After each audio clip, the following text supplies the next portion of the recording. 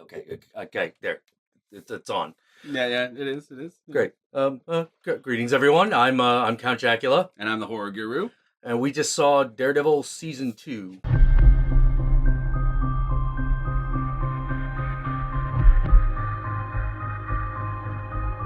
Yes. Although seeing might be relative. Yeah. It's awesomeness completely blinded Jack, so he can't see for the foreseeable future. So you're just gonna have to get used to the blind Jack Devil. Ow. So yeah, we saw Daredevil season 2. A while back, we did a video on the first episode of season 1. We never really talked about season 1, but we really liked it. Yeah, it's really good. It's pretty fucking awesome. And season 2 just recently came out, and we waited till we watched the whole thing before we could talk about it. And we even printed out a list of episodes so we can go episode by episode. But before we get to that, let's talk about spoiler-free shit. Yeah, let's talk about spoiler-free shit. Yeah, this show picks up a few months to potentially a year after Daredevil season 1. Daredevil is now known as the Devil of Hell's Kitchen. Yep, he's got the outfit now. Wilson Fisk is behind jail. That if you haven't seen season 1 yet, you probably shouldn't be watching this period. Yeah. We're not gonna not spoiler season 1. Yeah. Season 1's gonna be spoiled to shit in this spoiler-free version because we can't talk period unless we can talk about stuff that's established. Exactly. You can't really talk about season 2 without talking about season 1. Yeah, absolutely. So that's your warning for season 1. Yep. So basically, Daredevil is daredevilin'. Yep. He's fighting crime. Everything is going great. And then all of a sudden, a dude starts killing mobsters with a machine gun. Yep. A new vigilante shows up in town. Obviously, partially inspired by Daredevil himself, or at least that's what everyone feels like. Yeah, that's what they're doing the Batman thing where they assume like everyone is inspired by the main guy. Yeah, and they even have a term for them, the Devil Worshippers. The Devil Worshippers, like fake new vigilantes popping up that they believe are inspired by Daredevil, and in this case, one of them is a very familiar face if you're a comic book fan. The Punisher.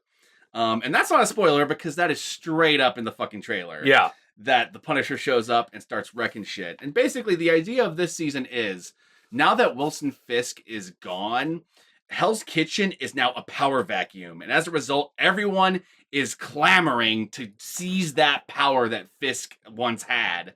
And so Hell's Kitchen is now a war zone. And what better to represent a war zone than to bring in Frank Castle, the Punisher, who's basically his entire shtick is declaring war on crime. Yeah, and the guy who played, I believe, Shane of Walking Dead is the guy what plays the Punisher. He does a great job. He does. They breathed new life into the character of the Punisher. Oh, absolutely. He perfectly captures like all the aspects from the Punisher you're familiar with the comics, like his complete cold, detached way of just murdering people.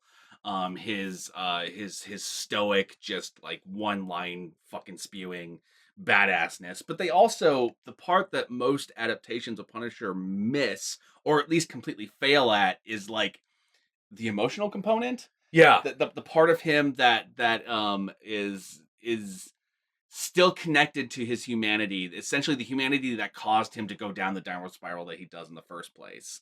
His love of his family and his daughter in particular. Yeah, like, for those of you who don't know, Punisher is essentially Death Wish in comic book form. Yeah, basically. His family is killed. Now he's gonna kill all the criminals. Absolutely. And they straight up mention Death Wish because everyone who reads the Punisher knows that it's Death Wish. Yeah. Like, he's got a death wish, and you're like, oh, I see what you did. Oh, I see what they. Yeah. He's probably one of the best part.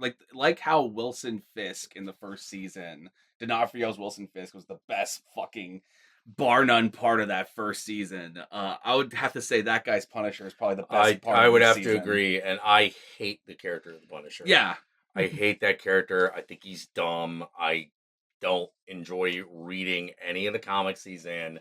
But god damn it, they did an amazing job. You really fucking like no matter how you feel about him beforehand, you really grow to like this character and to love him bouncing off Daredevil. Because for those of you who don't know, Daredevil doesn't kill. Like he believes in the sanctity of life and the law.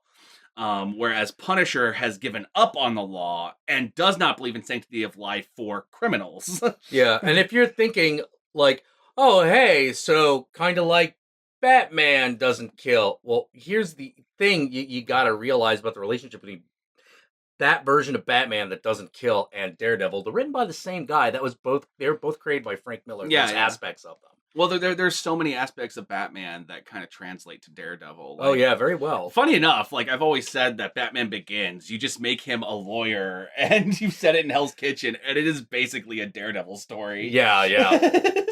You know, like you replace Ra's al Ghul with Stick, and you make the League of Shadows the Hand, and you basically have like a Daredevil story. Yeah, there. yeah, pretty much. They also introduced Elektra in this season, Yes. which is another not a spoiler. It's in the trailers. And Elektra in the comics was a long-time romantic interest of Matt Murdock, who was essentially an assassin who multiple times was sent to kill Matt, but ended up falling in love with him. And ends up dying in an assassin's duel with Bullseye in the comics. Which is one of the more signature moments of the Daredevil comic. And it's not the first, nor the last romantic interest, I'm pretty sure Bullseye... Actually, maybe the first, but not the last romantic interest Bullseye kills in the comics. No. Bullseye does not show up in this season. It's not a spoiler. No, he does not show up in this season. So, we're not spoiling anything by talking about the comic right here. But yeah, Elektra's in this, and they've kind of changed her. They made her way more of this, like... spoiled brat who is exciting for Matt, but really bad for him. Yeah, like she is for when we first run into her, she is straight up an antagonist. Yeah, basically. You know, it's not like they don't sugarcoat it. Like Elektra is a bad person. Yeah, and they make you know that right off the bat. Yeah, which is the point. Like you're very much. It's very clear that she is affecting Matt's life in a way that is very negative to both him and everyone around him. But he can't let her go. It's. I think we've all had these where we've had these relationships that we're incredibly attached to, but we know are toxic. And that's kind of what she is for Matt. But he sees the good in her and he thinks he can help her, and that's also a problem most of the time. Yeah, like that's basically her role in this season, is kind of like being this person from his past who has returned and is bringing out all the bad qualities that he used to have before he kind of matured. Yeah. And there's way more details to that, and it goes in a very different direction than you're probably thinking, but we're not going to get to that until spoilers.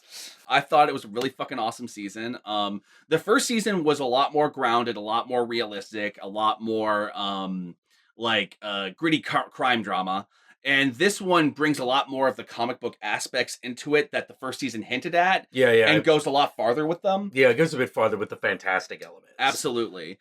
Like there's some straight up possibly mystical shit going on in this that's pretty fucking cool, and I like that.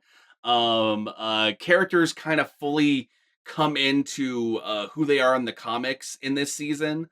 Yeah, they take Karen in a very different direction. Oh yeah, Karen is an interesting one because Karen's arc in the comics is very different than hers in the show. Yeah. But it's way better because Karen in the comics was basically just foil for Matt to have angst all the time. Yeah. It's like, oh no, I failed this girl, she's now a porn actress. Oh no, I failed this girl, she's now a heroin addict. Oh no, I failed this girl, she's dying of AIDS. You know, like her basic purpose in the comic was literally just to make Matt like feel shitty. Wouldn't she eventually just stay up killed by Bullseye? I believe so. Yeah. I believe she was killed by Bullseye. I might be thinking about a different love interest, but I'm pretty sure she was killed by Bullseye. Bullseye kills a lot of people. Yeah, a lot of Matt's love interests die, and a lot of them are at the hands of Bullseye. That is just Daredevil history. But Karen in the show is given way more stuff to do and made way more interesting. Like her relationship with Ben Urich in the first season. And they gave her more of a role in helping Nelson and Murdock actually solve and deal with cases, which she goes full bore in this season. Like especially like at the beginning when they're basically they're trying to what do you call it? They're trying to God damn it, what's the fucking word for it?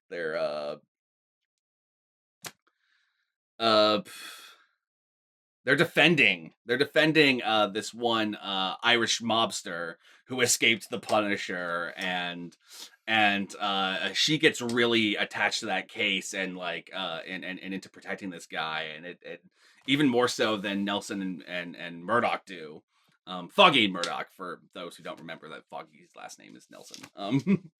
And Foggy, poor Foggy this season. Oh, geez. Yeah, Foggy gets screwed over hard. Yeah. This is one of the seasons where all the shit that's going wrong with Matt directly affects Foggy probably the most. Yeah. And as a result, like their business starts suffering, their friendship starts suffering, and just like the poor guy just gets the shaft the whole season. Yeah. But it's really good. It's really it's a really good story, but man, you're like, oh. Yeah, you really feel bad for him because he's also like the nicest guy on the fucking planet. So it's like your heartstrings get pulled every time like Matt has to do something that completely fucks over Foggy.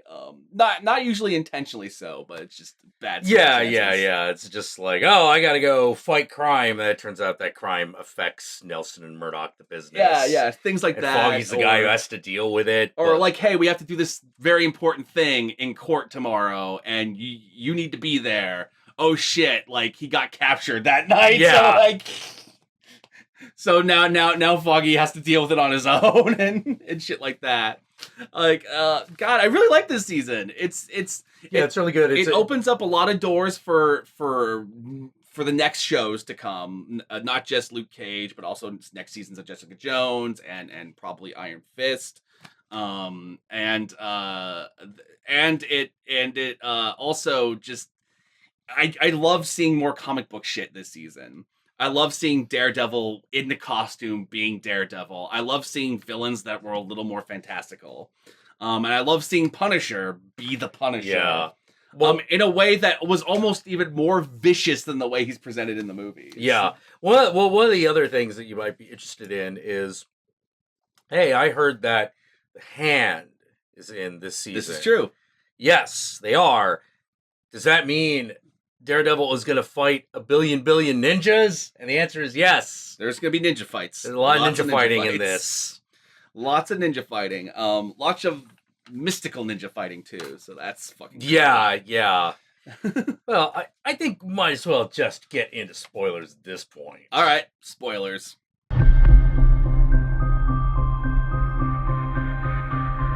Alrighty then, so the season kind of starts off with the first episode of Bang, which is the episode that first introduced the fucking Punisher on the streets, just fucking brutalizing criminals in the most vicious, bloody way. Like, holy shit, like, we knew that these Netflix shows are allowed to go farther than any other show, but I wasn't expecting, like, immediately right off the bat for it to be bloodier than The Walking Dead. Yeah, you're not ready for, like, Frank Castle blowing a guy's head off with a shotgun and watching it happen. Brains splattering on the fucking floor, like, fucking, like, holes in their fucking chest, and just, like, throats slit like nobody's business. Like, these guys are just getting fucking murdered to the and them being murdered that viciously works in the show's favor because you're not supposed to be on the Punisher's side. No, you're not. You're supposed to be totally against the Punisher. And you're watching him and you're like, oh man, like he's brutalizing them in such a vicious way that it's hard to view him as a hero, and you realize that's the idea. Like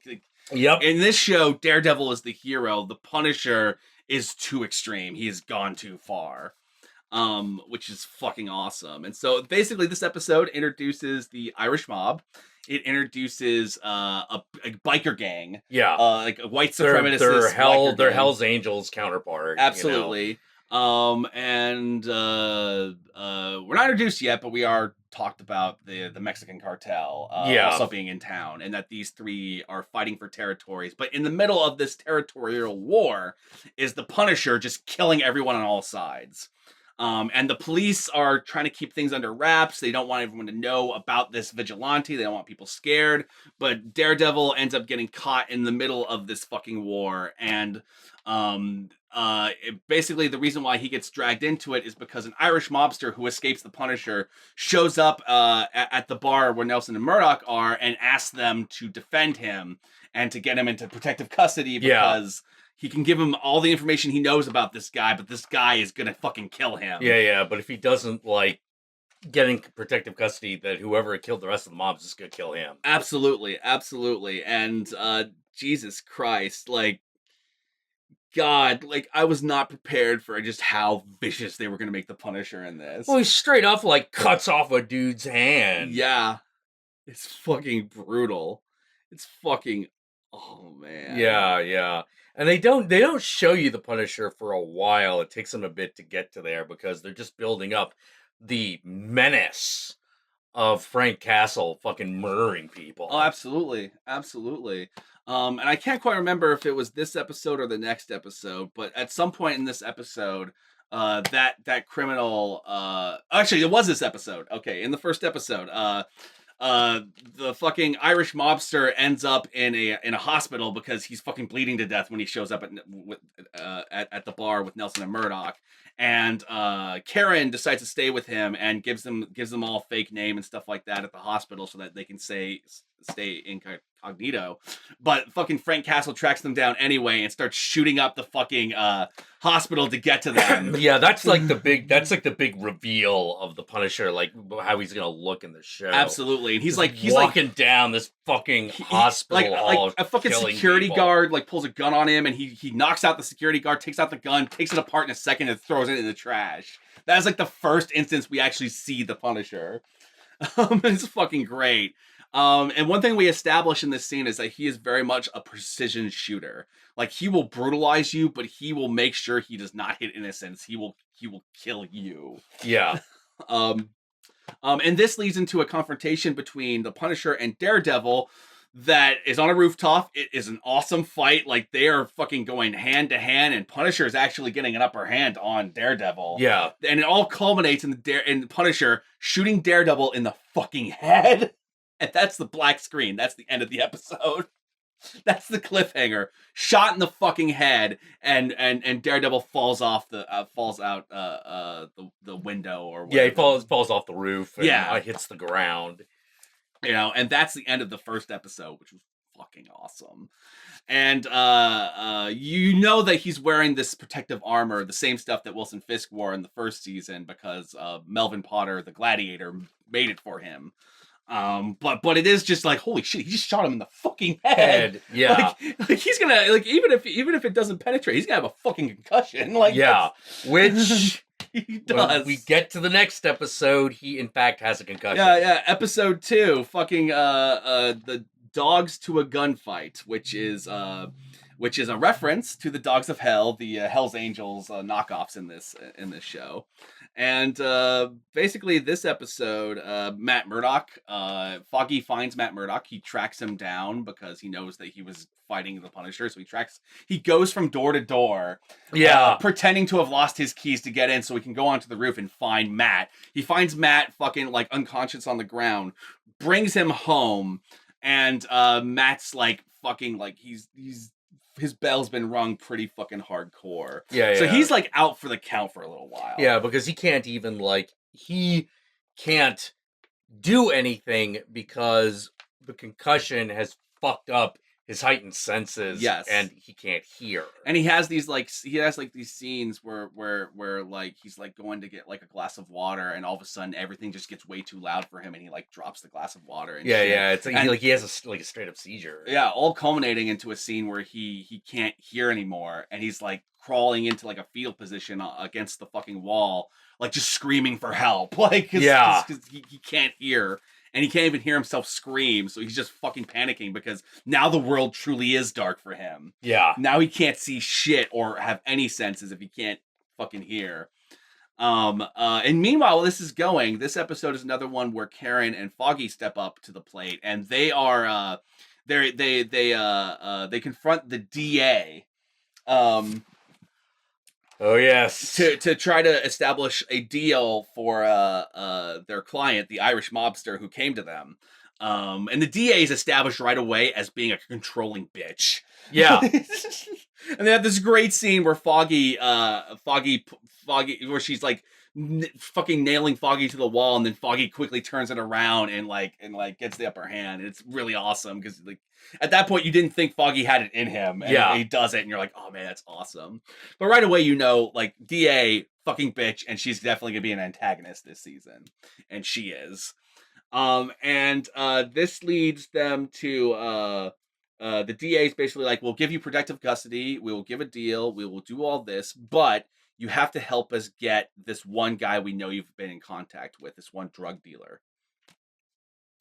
Guy's like, I don't know if I want to fucking do this or whatever, but Foggy's like, this is probably the best deal we got. We got to do this. But this ends up being a mistake because it turns out the entire thing was actually a sting operation that the cops and the DA put together to capture the Punisher, and it goes fucking south. A bunch of cops get fucking like killed. People get killed in this fight with the Punisher, and Daredevil shows up to try to save the Irish guy, who escapes and gets in a fight with the Punisher that leads to the Punisher knocking him out and dragging off with him. Yep.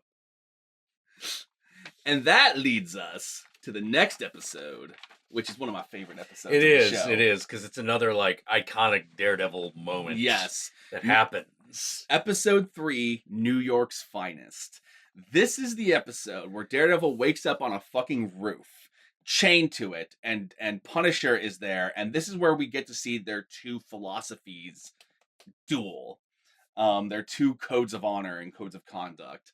And it basically, that this sequence is everything, as if you're a Punisher fan or a Daredevil fan, you've wanted to see brought to the big screen forever. And it ultimately culminates in an iconic scene from the comics, the one bullet, one kill scene, where Punisher tapes a gun to Daredevil's hand and is basically like, look, if you want to save this guy's life, you're going to have to kill me. Otherwise, I'm going to kill this scumbag right now. Yeah.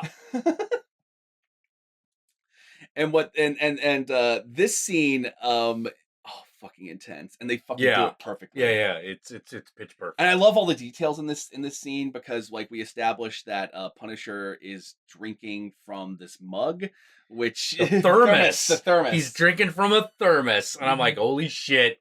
Yes. Fucking Punisher's drinking out of a thermos. God damn it! It's because that's something about the Punisher that like no one ever does, is that he's always got like his little like thermos that he drinks coffee out of. Yeah. It's this kind of unspoken part of the character that he has that. Absolutely. And this is the episode where I feel like it really starts to become clear what the theme of this season is, which is essentially war and the soldiers that fight them. Yeah. Daredevil's got his own personal war, and Punisher's got his own war. And later on we'll find out about a secret war that's been going on underneath all this. Yeah. But this sequence culminates in Daredevil choosing to shoot his own chains off and tackle Punisher, but Punisher kills the Irish guy anyway. And this leads into a fight where all the fucking dogs of hell show up in probably the best action sequence of the whole year. Yeah. The best action sequence of the series. Yeah, this is the season's equivalent to the hallway fight in the first one. And it is fucking beautiful, where he is trying to get an unconscious Frank Castle out of the building, but they start off on the roof, but the dogs of hell are fucking pouring into the building like by the hundreds. Yeah, it's basically like Game of Death in reverse. And so he's trying to do this while not killing anybody, not getting Frank Castle killed, and stopping Frank Castle from killing any of them. Yep. And he's got a chain, like, fucking, like, stuck on his arm the whole time. Oh, God. Him and that chain. Him using that chain is so great. So you have this extended fight sequence that starts on the roof and gets all the way down to the bottom, and it is fucking beautiful. Like, the choreography on this, they have outdone that hallway scene. Yeah, they really have. They have outdone the hallway scene from season 1. It was amazing. Frank Castle gets away because he's in the middle of fighting, and then Frank just kind of books it. Well, at one point, actually, what happens is Daredevil throws Punisher into an elevator, hits the down button, and then hits starts the fighting ground down floor, the stairs. then fights down the stairs until it opens. And then when he turns around to get Frank out of the elevator, Frank's gone. Yep. It's fucking awesome. God damn it! Yeah, that fight was so incredible. Like it's the thing that kind of separates Daredevil from Batman. Really is the martial arts action. Yes. And they do it really well in this. Depending upon the fighting styles of what's going on changes depending upon who Daredevil is fighting. When he's fighting the Dogs of Hell, it's way more of a fucking street brawl. Yeah. When he fights the Hand later on, it becomes way more like choreographed martial arts fighting, but still brutal. A little more the Raid at that point. Yeah. It essentially becomes the Raid. You know, when he fights the Chinese at one episode, like there's a little bit more wires involved. It's kind of cool the way they keep their continuity. Yeah, the way that the stunt guys construct the scenes, really, really good. Absolutely. God, I can't remember what the cliffhanger of episode 3 was. Was it just the Punisher? I can't remember exactly, but I'm pretty sure it's the Punisher getting away. Okay. Because the next episode is Penny and Dime, which is also one of the best episodes of the show. It's really good. Fucking Penny and Dime, episode 4, is the episode where now that one of the Irish mobsters has been killed, his dad shows up from Ireland, from the mainland, returns and takes claim of the Irish mob and decides to go on a fucking hunt to get Punisher. And they successfully capture him. Yeah, they successfully capture Frank Castle. So you end up in this scenario where Daredevil has to track down the Irish mob to save Frank from the mob and save the mob from Frank. Yep. And this episode is, oh man, this episode is great. This is the episode where Frank Castle shoots a dude in the face and you watch it happen. The thing that is so great about this effect is that it really does go from guy has a face to guy doesn't have a face in front of your eyes. Absolutely. And you're just like, well, that guy's dead as shit. Holy crap. And I can't remember if it was last episode or this episode, but this is also the 2 episodes where Karen starts digging into the Punisher's she starts looking past. into Frank Castle's backstory. Because the cops, the DA and the cops basically make it clear that they know more about the Punisher than they're letting on, and so she talks with the DA's assistant and basically convinces him to leak some information to her in the form of this packet that has all this stuff about the Punisher and the Frank Castle and all that stuff. And while that's all going on, we're learning a little bit more about this version of Frank's past. Yeah. Still very Death Wishy, but there's a whole lot of like interesting details that make it a little different, which is kind of cool because if it was just everything we already know, it would be really boring for us comic fans watching it. So changing a few things and making it a little more interesting was definitely a wise decision. But basically, to get back to the fucking main plot, Daredevil breaks into the Irish mob stronghold, like knocks a whole bunch of them out. Punisher finally breaks free and just fucking starts killing them. Yeah, brutally. Daredevil flips his shit, obviously. Yeah. Punisher gets injured. He drags Punisher out into a cemetery, and basically calls the police to come and pick up the Punisher. But the Punisher's dying at this point. Like he's fucking a bloody mess. And so he just starts to bare his soul, about what makes him who he is. And this is probably one of my favorite scenes. It's an amazing monologue that fucking it is a dude delivers. They don't even cut to like they don't even do the thing where they cut to show any of it. It is literally just him telling his story. Yeah. In close up. In close up. It is like a fucking 10-minute scene. of him doing this long monologue and Matt just listening. And this is the moment where I started to love this Punisher. Yeah. Where I started to like, oh my god, this actor, this guy, he is nailing aspects of the Punisher that no one has nailed yet. Yeah. Well, he did the thing that no one, not even the comics, did, which is the Punisher weeps. Mm-hmm. And I'm like, no. Yeah, when he starts crying, like I started Yeah, like he doesn't like blubber, but he weeps. You know, he's just telling this whole fucking story about coming back from war, and at war, the one thing driving him being his daughter back home, back home. And like when he would call his daughter, he would read this bedtime story over the what do you call it, the links that they have to soldiers, like the video links. And that when he got back home, like seeing his daughter at school, and she had no idea he was going to be home yet, and then like embracing her and then crying at the school, and then going home and then tucking her to bed, and she knew she was way too young to be tucked in the bed, but she wanted it anyway because daddy was home. Yeah. She's way too old.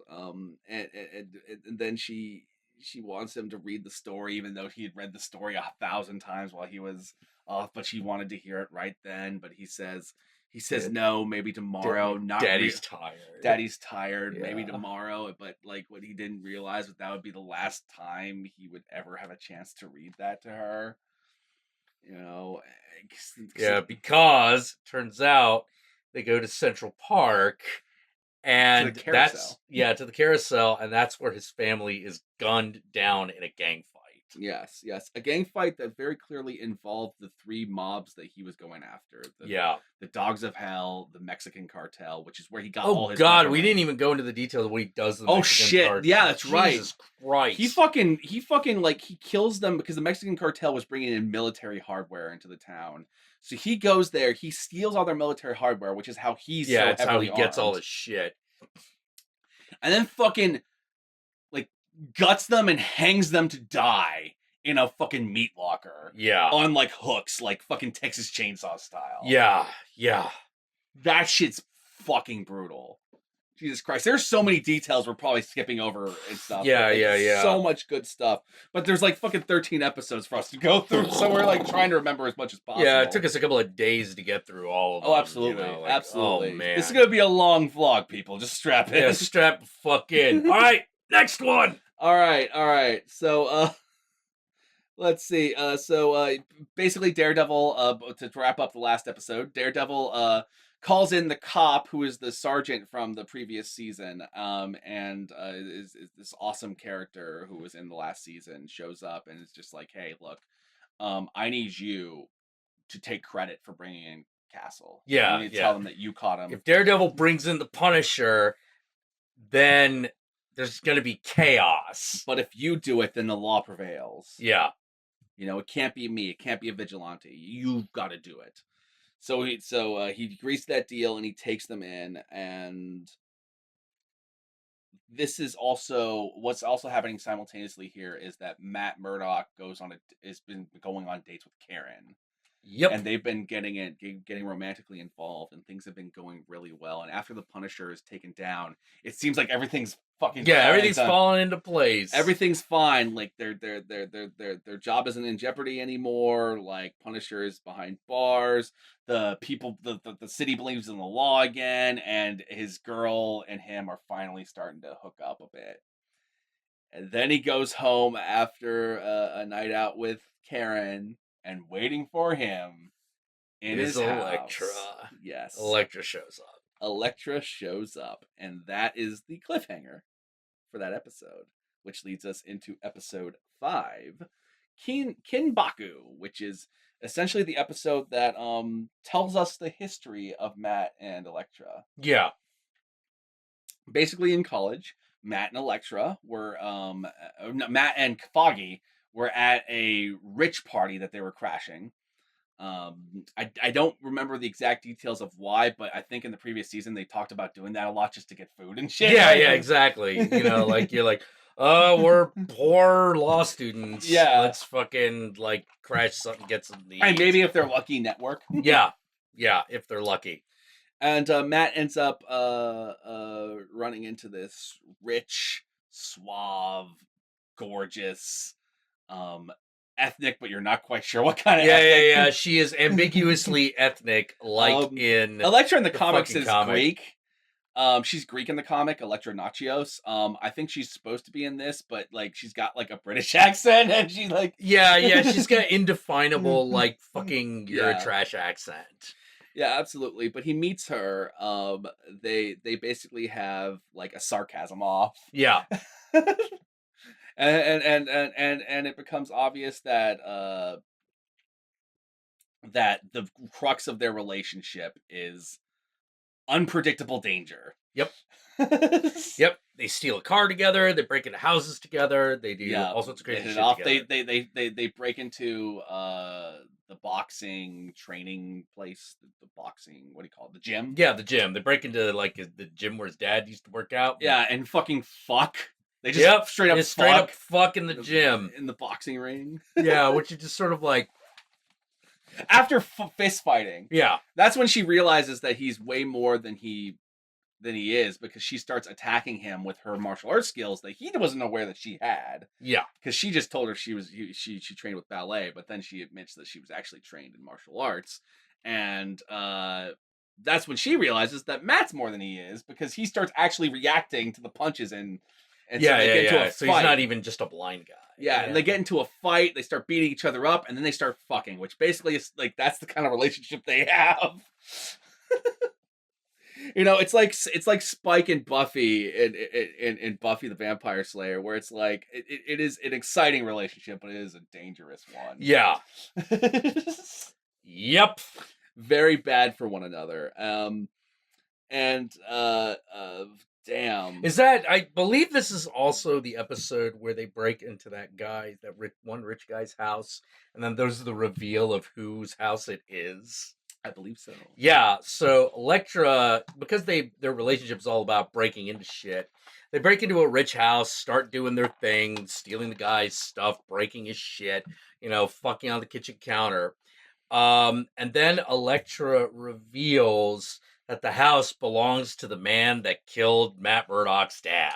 Yep, and then tries to get him to kill her. Yeah. Which is what ends their relationship, because he will not kill. Yeah, he's not gonna... No, he won't even kill the man who killed his father. Yeah, so they have one of those, like, I thought I knew you. Yeah, I thought I knew you too. Like, yeah, and then they break up. Yeah, and that... Oh, man.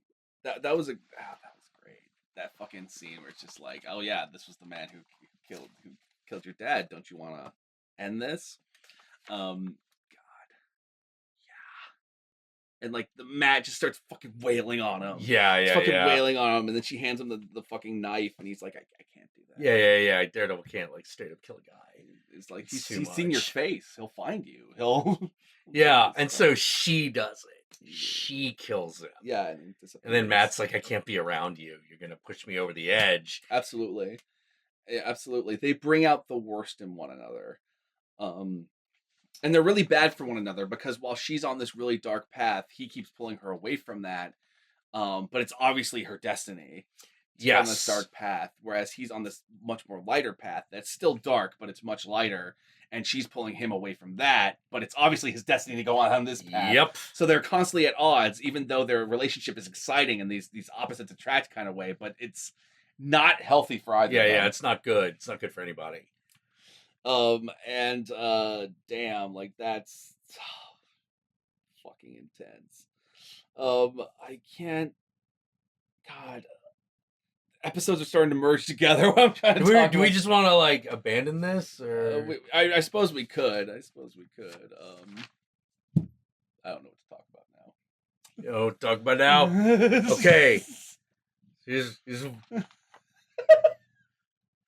God damn it! All right. Let's see. What's the next one after that?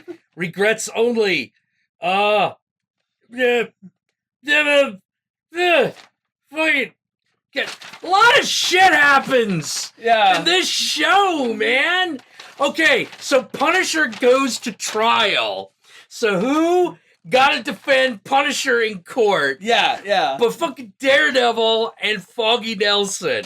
Absolutely. Holy fuck. And this is where Daredevil's daredeviling, trying to get that sweet, vaguely ethnic Elektra Poontang fucks him and Foggy good. Because Matt almost misses the trial, is late for opening statements, which is his job. Yeah, because while this is all going on, like, Elektra is trying to rope him into this investigation with the Yakuza. Because Yakuza's back. Yakuza's back, and and as they say in the trailer, like it's like, well, I thought I took down the Yakuza. It's like, no, they just went underground. Yeah. And when you find out later, that's literal. Literally underground. They're in the sewers. Sewer ninjas. Those are the best ninjas. I can't believe it took this fucking show of Daredevil for me to realize that the foot was a parody of the hand. Yes. Yes, it is. The foot from Teenage Mutant Ninja Turtles comes from the hand from Daredevil. Because I'm a fucking idiot. Now, this is the one thing about vlogs that I'm really terrible at, because everyone seems very good at like going through the plot by plot and just talking about it, but I feel like we're recounting the plot at this point. Like we kind of are. Like, and I don't know. No, fuck it. Let's not just recount the plot. Let's talk about what's exciting. Yeah. You know, like, well, what's exciting? They do bring a lot of mysticism into this. Yes. But they do this thing where they kind of hedge their bets. They kind of hedge their bets and are like, all right, is it magic or not? Because they're obviously going to leave that up for Doctor Strange to handle whether or not there's magic. Mm-hmm. Doctor Strange or Iron Fist. Yeah. They're gonna answer it that way, and then work around that angle. Yeah, absolutely. But if you want to know what the real jams is, this is the real jams. 2/3 of the way through this season, Kingpin returns. Yes. It turns out there's a whole lot of stuff that's been happening on the surface that have actually been Kingpin pulling strings to get things his way. Like at one point, Frank Castle throws the entire trial because of something this one officer whispered into his ear. And it turns out it was all a ploy from the Kingpin to get the Punisher to come into jail so that the Punisher can take out his competition in jail. Yeah. And then he can let Punisher loose, so Punisher will be free and start taking out more of his competition on the outside. Yep. And this is the point where you start to realize that Kingpin has officially become the Kingpin. Yeah, like they actually use the word. Vincent D'Onofrio has become the Kingpin in a big way this season, and it is awesome. And they've set him up, if they want to straight up do Born Again next season. Yeah, like if they have to do Born Again in season 3. They have to. I hope so. For those of you who don't know, Born Again is the storyline that's essentially Kingpin's revenge. Kingpin gets the information of who Daredevil is, that he's Matt Murdock, and then systematically destroys everything in Matt Murdock's life. Destroys Nelson and Murdock, gets Foggy attacked, gets Karen attacked, and just seizes all his assets and makes sure that he cannot function in the world, and firebombs his house. Yeah. And make sure he knows he's Daredevil. Which sets off this whole entire plot. They could totally do that next season if they want to. Absolutely. They can even do the Nuke part of that plot, given that they've introduced Nuke on Jessica. Yeah, because he was in Jessica Jones. Yeah, it was pretty cool. I'm wondering if they're gonna hook Nuke up with Punisher. Actually, they might be able to, because some of the stuff they're hinting at that happened to the Punisher in the war seems very similar to the kind of stuff that Nuke was going through in Jessica Jones. Yeah, it does. It really does. It might not be linked at all, but it feels like it, because they would both have served around the same time. So, yep. And one of the other things that happens is Clancy Brown shows up as Frank Castle's commanding officer, as CO. Yep. And of course, the funny thing is that someone's like, "Oh my God, Clancy Brown is this." I immediately was like, "He is going to be Frank Castle's CO," because you need someone like Clancy Brown to be that guy's commanding officer, because you need an actor that you believe the Punisher will fall in line with, and Clancy Brown can do that. Absolutely. And whoa.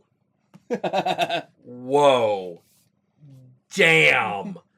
So, yeah, turns out So, oh God, how do you even start?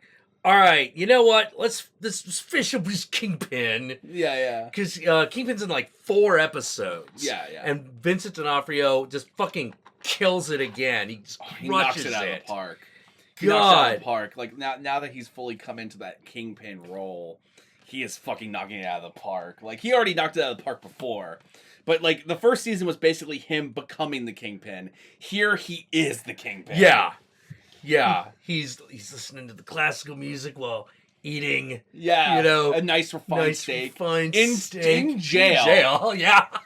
He fucking threatens the shit out of Matt Murdock because Matt Murdock realizes the Kingpin is involved, comes to the jail to confront him. That seems gets amazing. into a fight. Oh my God! Like I know I keep saying this, but that's another one of my favorite scenes in the fucking movie. Yeah, the it's fucking show. So awesome. Like those two guys facing off and fucking like watching Vincent D'Onofrio be Kingpin, just starting to seethe with rage. Like he's gonna just fucking like just break Daredevil in half. Yeah. And like, and you believe it. You believe he could break Matt Murdock in half. Good God. Everything that what this season really excels at is demonstrating, without ham-fisting it, just how threatening everyone is. Oh my God, Punisher is fucking terrifying. Yeah, he is fucking scary as shit. You know, like Matt Murdock as Daredevil is fucking intense. Like, yeah. He does not fuck around this season. He fucking takes out fools like it's nobody's business, and just like shots of him like standing above the city, looking ominous. Like I haven't felt that way since like the first Batman movie. I know. You know, so fucking cool. When Stick comes back. Oh my God, fucking Stick. I love Stick. He is such a lovable asshole. Yes. You know, he tells the whole backstory of the Hand and the Chaste, which is the group that he is a member of. I love the line that he uses to describe the Chaste. He goes like, and then that kid went from town to town looking for an army. Old, young, man, woman, didn't matter, long as they kicked ass. And they did. It's just like, whoa. Yes. Dude. It's fucking awesome. It's fucking great. And that's the thing. This season has 2 simultaneous plots going together that all arc off into these other plots. You have the basic plot with the Punisher coming in and like his whole backstory and trying to figure out like who was it that actually orchestrated the gang attack that caused his family to die, which leads into this whole subplot about this one arms dealer named fucking the Blacksmith. Yeah. Now I was a little sad because I looked up who the Blacksmith could be, and it turns out it's not who the Blacksmith was in Marvel Comics, because in Marvel Comics, Blacksmith is a Skrull. Yeah. And I got really excited because I was like, no, they're not gonna do. No, they don't. They don't. They don't do that.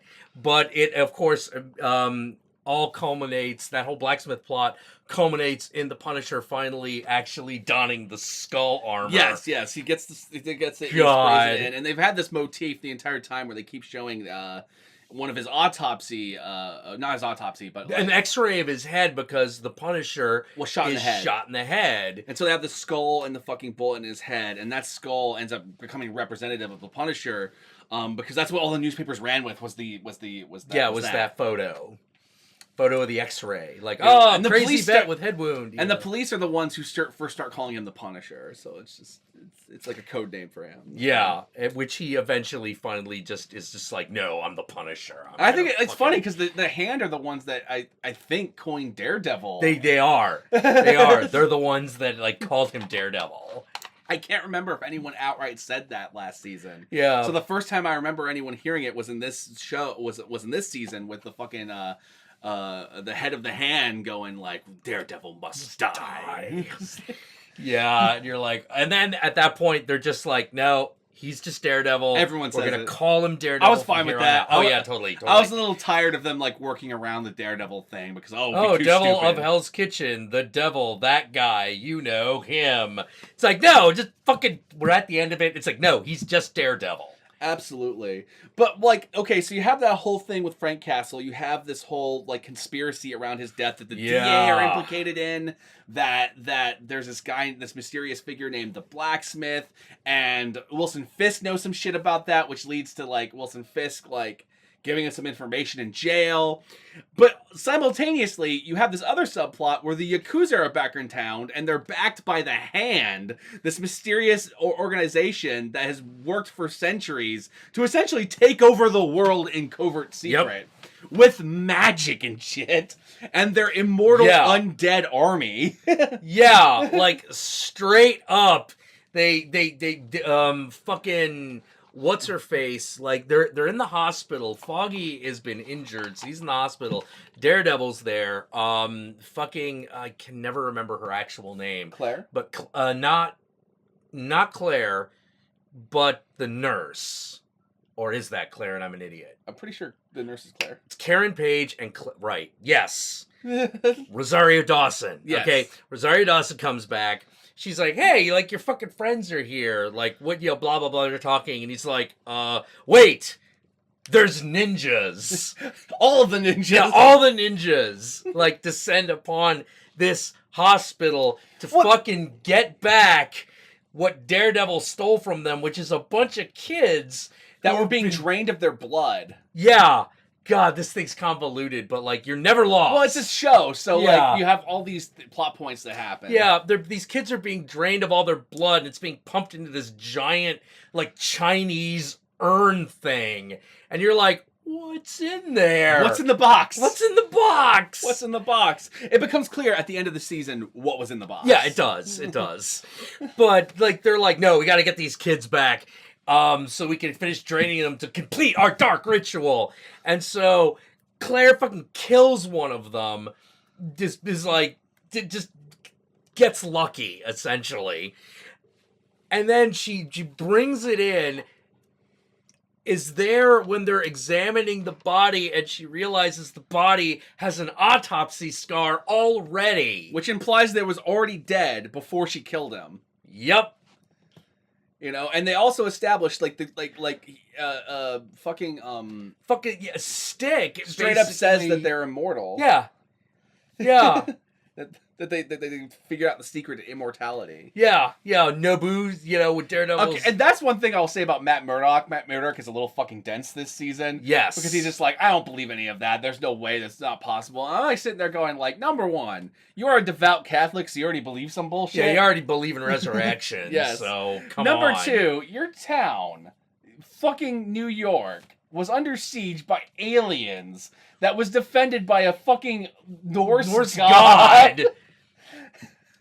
A fucking time-traveling war vet. A man in an iron fucking suit and, like, a fucking 10-foot-tall green monstrosity. Yeah. Yeah. And you're just like, Matt, come on. Yeah. At this point... Yeah, and on top of that... Bullshit. Yeah. And on top of that, Matt Murdock, your powers. Yeah.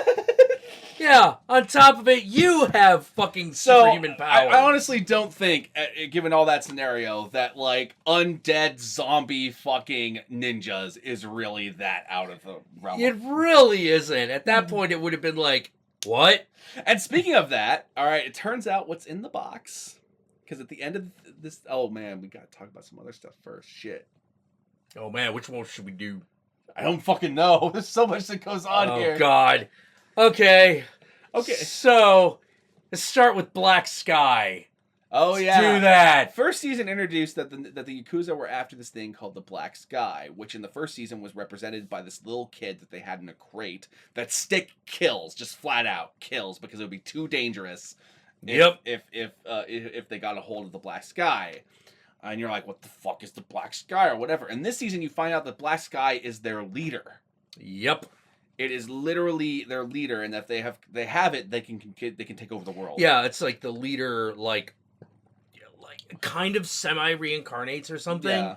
You know, like, they're not really clear on how it works. It's vague. Yeah, it's very vague, but it's very obvious that the Black Sky is a godlike, deific figure for them. Absolutely. And it turns out there's more than one Black Sky. And it's very rare for it to happen. They said that in the first season, that it's rare for there to be it's another. rare for there to be more than one. Yeah, but there is another one, and it comes in the form of Elektra. Yep. Turns out Elektra in the comics was basically this Greek girl who was trained by Stick in martial arts, defected to the Hand, and her fucking dad gets killed by like a terrorist plot, and he was like an ambassador or something like that. She ends up becoming an assassin by trade, ends up being hired to kill Matt a couple times and killing a bunch of people, and Matt's gotta stop her. They fall in love. She ends up getting killed by Bullseye in a fight with Bullseye to become Kingpin's like best top assassin. That's basically what she is in the comics. She's like this badass, sexy assassin. Chick. In this show, she's been rewritten to have been essentially from birth with this demon inside her that she doesn't realize is essentially a demon that Stick has basically hid from her.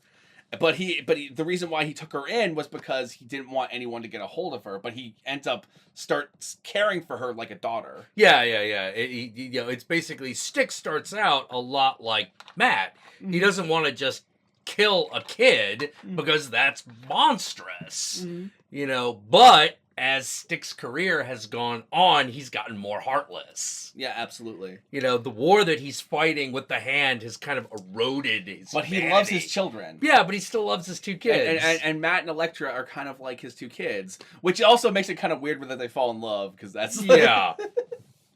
But anyway, so, like, it turns out that her Greek family is actually something that Stick just put her in, and it was fake. It was not really real, and she had to pretend to be their kid. Yeah.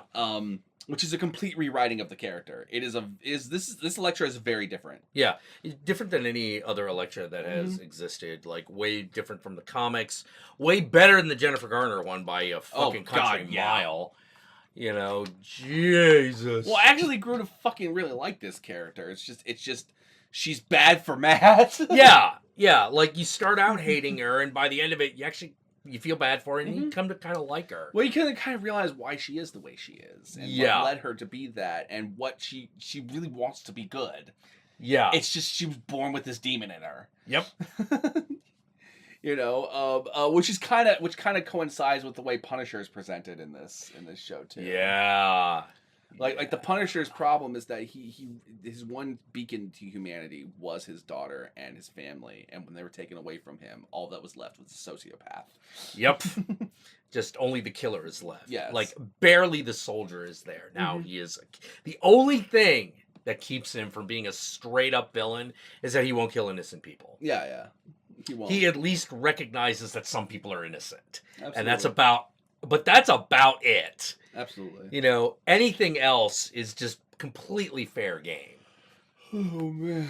God, there's so much going on in this show. I don't know how to talk about all of it. Oh, God. Yeah. No, Daredevil Season 2. Fucking watch it. Oh, it's so fucking good. awesome. He gets the fucking stick. Fucking Daredevil gets his actual baton, his nightclub fucking chain thing. He actually gets that. Yeah. Yeah. Like, it shows up way late, but, like, it happens, and you're like, Daredevil. And I was wondering when he was going to get it. Yeah, because the funny thing, he gets it about the time you realize, wait, he hasn't actually had his signature weapon this whole time. Absolutely, and then when you get those shots of him going through the city using it and shit, and you're like, oh my god, this is like straight out of the comic. Yeah. It's fucking beautiful. Yeah, absolutely. They make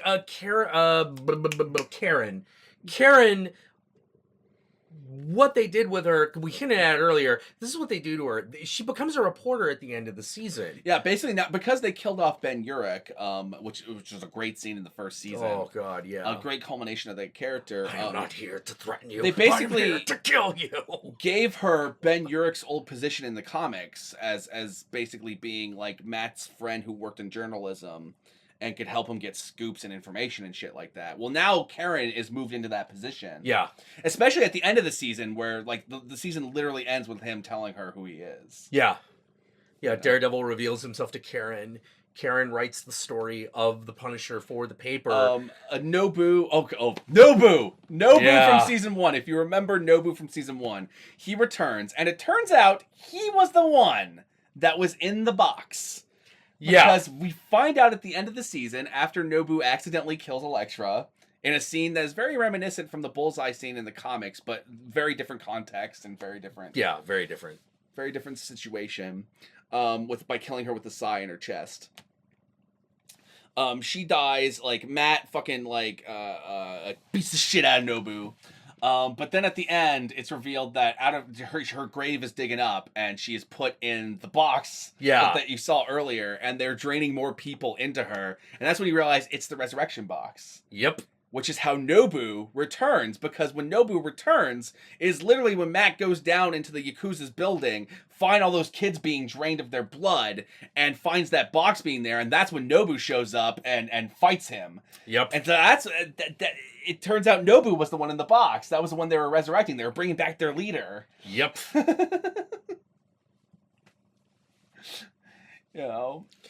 Oh man, so yeah, but now that they have Elektra, in the comics, Elektra is brought back. Like that does happen. She is resurrected by ninja magic.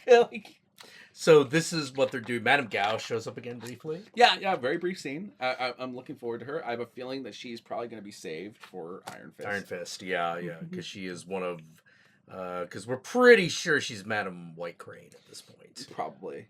It's very likely. You know, she's doing the thing I like about the way Daredevil handles a lot of the Asian stuff is it actually does it at the very least it understands at the very least the different stereotypes of Asian people very well.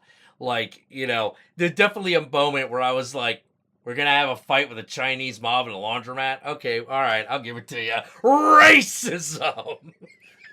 But we're gonna talk about the yellow light coming through. Well, the yellow light is all over the place. I know. I'm just joking. But like there was that moment where I was like, "Yellow light, racism, you son of a bitch," you know. But the actual aspect, the actual cultural thing that differentiates Madame Gao from say Nobu is when Daredevil confronts Gao. She's sitting there painting a little flower brush, just drinking tea.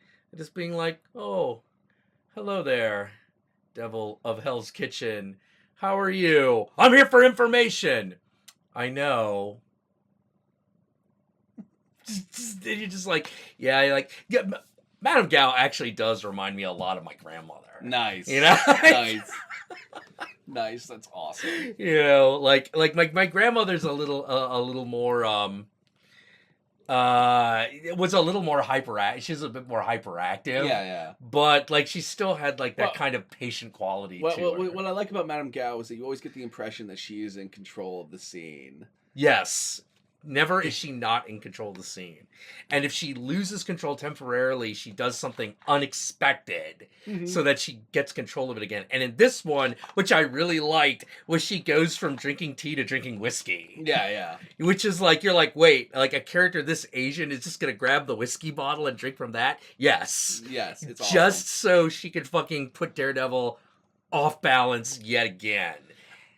That was so cool. It was fucking great. That was so cool. And I love that they brought Nobu back because he was one of my favorite villains from the last season. Yes. And I was so sad when they just took him out. And I'm like, please, you kind of establish him as being a ninja. Let him be one of the Hand. Yeah. He's got to be one of the Hand. And he was, and he comes back and he's the leader of the fucking Hand. And he is awesome. Yeah. He's badass. There's a point where he's fighting both Elektra and Daredevil and he's winning. Yeah. It's fucking great. And on top of that, we've been talking about the Hand for all this time, and there's still the shit that's going on with the Punisher. It's Yeah, him tracking down everyone involved in the fucking and his murder of his family and his relationship with Karen. Yeah. Yeah. It's more of a friendship than a romantic relationship, but that relationship between the two of them, that's something I don't think was ever in the comics. No. Punisher never, as far as I know, Punisher never had a character like that. And it was a good example of bringing a lot of humanity to the Punisher that even the comics don't do much. Yeah, because in Karen, the Punisher, he doesn't see his daughter, but what he does see is he sees the humanity that he no longer feels he has. Yeah, absolutely. Oh, there's that great scene in the diner. Yeah. you know, where he's like, well, you do have love. You love the other You guy, love that the guy, blind that one. Matt. Yeah, that Matt guy. You love It's him. like, no, I don't really love him. And then like he goes on this huge, awesome speech Yeah, about that love fucking and actor pain. gives the best monologue, Yeah, I man. know. His monologuing is great. You know, it's just like like someone doesn't hurt you that bad unless you let them real close to you, and then it goes in the whole speech about how part of love is that fucking heart wrenching, fucking having your heart tore out feeling, and how he'll never feel that again because his wife is dead. Yeah, and one of the things I really like about that diner scene is the whole time you're like everyone is out looking for Punisher. Mhm. Everyone knows what he looks like. His face has been plastered all over fucking town, and yet he's sitting with Karen in this diner, and yeah, he's got a hat over his fucking face, And his face is covered with fucking cuts and bruises because yeah, he just escaped from prison, yeah. where So he literally fought his way out of the prison. yeah, and you're like, why is he in this diner? And this was another aspect that I was just sort of like, oh man, you didn't even have to specifically say it, but it becomes really obvious as the scene goes on that the reason he's being a little freer is that he actually knows the people in the diner and they're helping him. Yeah, yeah. Well, there's another side thing to that is that he wanted to get caught. Yeah. And he wanted to get caught. He literally wanted to be out in the open because he wanted the blacksmith to send his goons after him. Yep. Which is what he does. You know, God, and then you have that nice touching moment between the two of them that leads into a super violent scene where Karen, for the first time, sees just the monster. Watches Frank Castle kill people. Yeah, sees the monster inside of him. And Karen this whole time has been trying to appeal to his humanity, but she doesn't win. Like, no. Punisher has to become the Punisher, otherwise there's no Punisher. So yeah, you know, and so like, you know, she could still be that person who believes there's still good in him, which of course there is. And one thing I like about he is ultimately a hero, just a really nasty one. Yeah. Well, he's one of the examples of like stare too far into the darkness and you become the darkness. Yeah, exactly. That's basically what he is. And what I really love is there's a moment between him and Daredevil where it's very obvious that he is not going to let Daredevil go that far. Oh my god, yeah. Yeah, where Daredevil is like at the end of his rope and he's like, all right, fine, Frank. Just this once, we'll do it your way. And then in a great moment, Frank turns and goes like, no, we're not going to do it my way. It doesn't work that way. Once you cross that path, you can't go back. Yeah, you know, once you start killing, it's over. And I love that because the subtext is obviously like, no, you can't do that. I'm not gonna let you do that. Which is why, like, when the goons show up at that point and they're on this boat that's gonna fucking explode if they start shooting it up because it's just full of gas and coke and shit like that, and heroin and shit. And so Matt's like, we gotta get off this boat. And he's like, damn right you do. And he pushes them off the boat and then goes up with the boat. Yeah. And, you know, it's just like, oh, I get it. Like, you're not gonna let him make your mistakes. Like, yeah. And like it's very obvious that like while that Daredevil symbolizes like you know animalistic rage and the search for redemption, and that he is a devil, Frank Castle is death. Yeah. He's just fucking death. Yeah. It's basically what you have. Well, you have everyone kind of represents something. Like Claire the nurse is basically an angel. Yeah. Which is why, by the way, Daredevil always meets her on a rooftop. Yes, and they talk on the roof and they debate the philosophy of shit. Yeah. You know, and then you have Daredevil, who's the devil. You have Punisher, who is death itself. You know, you have the Kingpin, who is the king. Yeah. Foggy, who is the fool. Yes, Foggy is the fool. But it's such a beautifully constructed fucking, and you have the hand that's story. The shadow. Yeah, it's such a beautifully constructed, like there's actually like a word for this kind of story, but I can't remember what the fuck it's called. It's not a Greek tragedy. But there is a sort of type of this kind of epic, you know, mythological kings and queens. Kind of like yeah, but it's a specific structure that Daredevil uses, and I feel like an idiot because I cannot remember what it's fucking called. But it's an old playwright thing. Yeah. And it does, in fact, it follows it beautifully. And ironically, I feel like Karen, more than anyone else, is just the humanity. Yeah. You know, like she's kind of caught in between all of these things happening. Yeah. Well, if anything, she's the princess. Well, she could be that. Yeah. I kind of feel like Elektra was more the princess. Ooh. Rich spoiled brat. Like Yeah. Well, you got a point. All right, gonna have to ponder that one a little bit more. Whereas Karen, every time Karen comes in, is literally to appeal to a character's humanity. Yeah, that's a really good point, actually. Yeah, it represents the human connection. Yes. You know. Yeah. Probably a better way of putting it is that Claire, despite the fact she obviously is not, she is the virgin. Oh, Karen. Yeah. Karen. Sorry, I meant Karen. I can see that a little bit. I can supposedly see that, but yeah, the pure one. You know, even though she has killed a motherfucker. Yeah. She fucking kills Wesley. God, that actually came up briefly in this season. Because she's like, what if he's just here to punish the guilty? What if he's here for something I've done? Yeah. What if I'm guilty? And Daredevil's like, you haven't killed anyone. And she's just like, I'm not gonna say it. It was great moments. Like a whole bunch of stuff from the first season that were small things are all coming back and become important in this season. And there's a whole lot of small stuff that are going to lead to more things in the next season. So. Yeah. Dude, I don't know what to say about Daredevil season 2 at this point, other than just thumbs fucking way up. Fucking way up, yeah. Way up, man. Like, good God, I cannot wait for season 3. I can't wait. I can't wait for Luke Cage, too. I know. All I can hope is that I could get to Luke Cage, and that gets me over the hump to Daredevil season 3, which, hey, we're gonna say it right now, is almost definitely going to be born again. Well, that's what it seems like it's set up, because the last thing we get with Kingpin really is like he becomes Kingpin in the fucking in the jail and asks his lawyer asks his people to dig up all the information they can on Matt Murdock. After he has fucking said like, I will destroy you. Well, and he has this moment where he notes the blood where he got punched in the face by Matt in their jail cell confrontation. And that's when he's like, look up everything on Matt Murdock. And I think that's the moment where he might... Oh, yeah. He wants to know everything about Matt Murdock's cases because they're probably going to align with things that Daredevil did. Yeah, you're right. Because, oh God, no, I missed that detail. Yeah. I missed that detail till you pointed it out right now. No, you're right. Like, no, Kingpin would fucking like, wait, that fist feels familiar. Exactly, because he fought that fist before. Like, in the heat of the moment, he's like, oh, the son of a boxer. But, like, he's reminiscing on it. Like, yeah, he's just like, while they're playing, like, classical music, he's eating, like, a little lamb that they fucking, the get for him. He's like, get me everything you can on Matt Murdock, that lawyer. I want to know everything he's done. Yep. Oh, that was...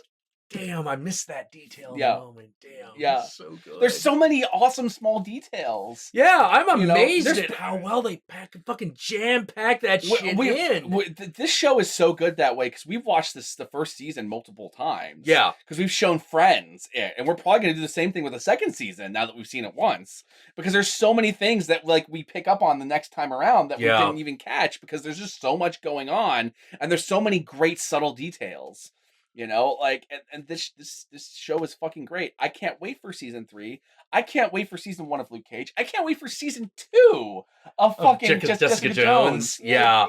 Oh, and that's another thing that happens because Nelson and that's right. fucking Murdock fucking dissolves at the end of the season. Foggy gets a job from fucking Hogarth from Jessica Jones. Yep. And because in her words, we need someone to represent special people. Yep. And you're like, Vigilantes?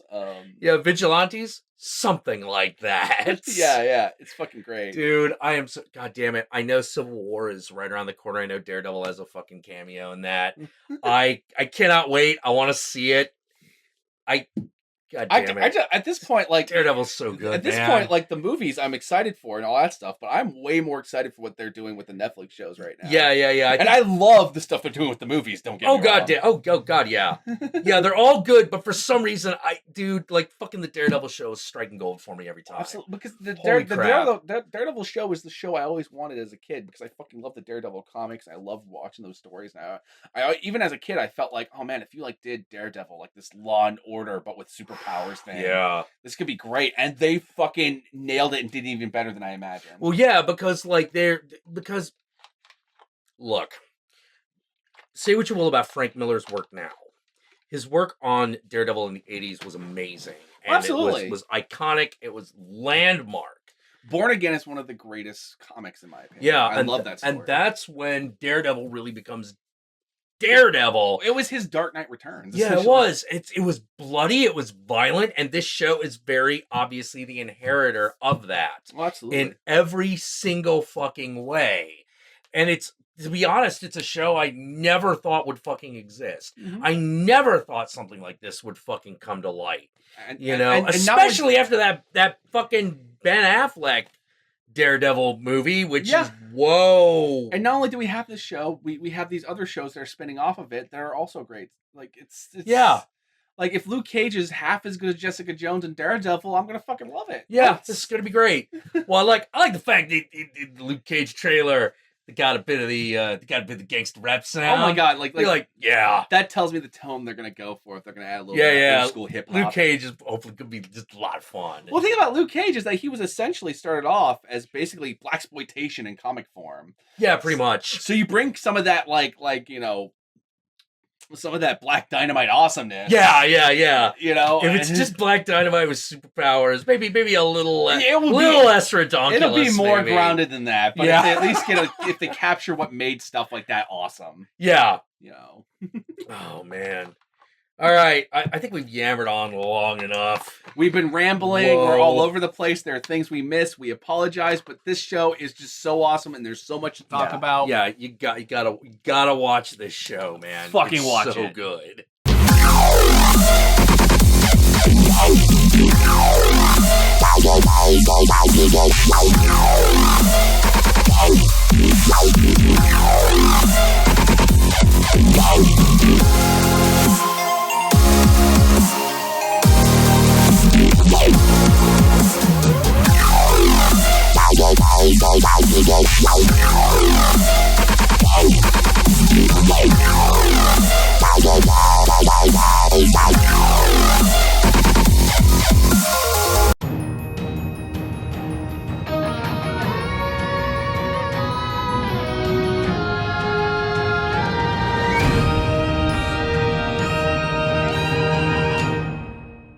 Fuck you.